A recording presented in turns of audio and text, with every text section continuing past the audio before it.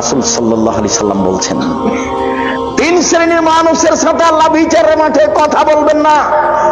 তারা যত বড়ই পরহেজগার হোক না কেন, তিন শ্রেণীর মানুষের সাথে আল্লাহ কথা বলবেন না।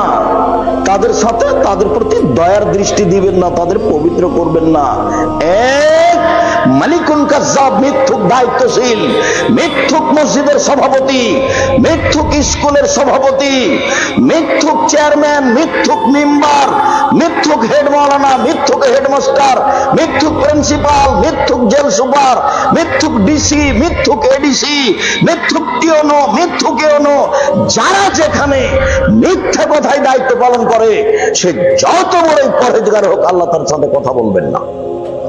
প্রতি বছর যদি হজ করা হবে না, প্রতি বছর উমরা করলে হবে না।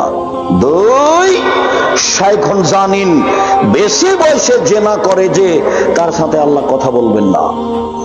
তিন, টাকনোর নিজে পায়জামা প্যান্ট লুঙ্গি পরে যে, তার সাথে আল্লাহ কথা বলবেন না। খুব সাবধান। শিষ্টাচারের কথার শেষের দিকে এসে কথাটা বলছিলাম।